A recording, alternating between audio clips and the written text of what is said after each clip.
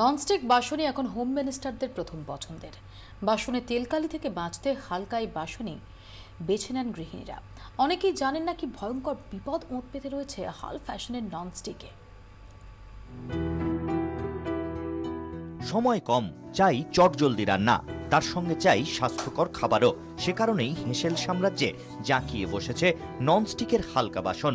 কম তেলে রান্নার জন্য এখন তাই ঘরে ঘরে ননস্টিকের বাসনের রান্নার রেওয়াজি বাড়ছে দিন দিন। এখন ননস্টিকের ইউটেন্সিলস কিনে নিয়েছি, সেগুলোই ব্যবহার করছি। এবার এগুলোই সুবিধাজনক মনে হচ্ছে, কারণ খুব কম সময়ের মধ্যে কম তেলে কম কষিয়ে কম আঁচেও কিভাবে তাড়াতাড়ি রান্না করা যায়, এটা সব কিছু দিকে সাশ্রয়ও হচ্ছে।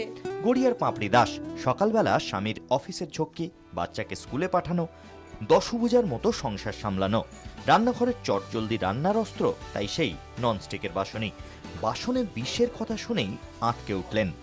তাহলে তো এটা খুব চিন্তার বিষয়, কারণ এর সঙ্গে আমাদের সবাই স্বাস্থ্য জড়িত রয়েছে। স্বাস্থ্য তো সম্পদ, আর সেই তাড়াতাড়ি রান্নাবান্না করতে গিয়ে বাসনপত্র ইউজ করে যদি ননস্টিক কুকওয়্যার ইউজ করে যদি শারীরিক কোনো ক্ষতি হয়, সেটা তো অবশ্যই কাম্য নয়।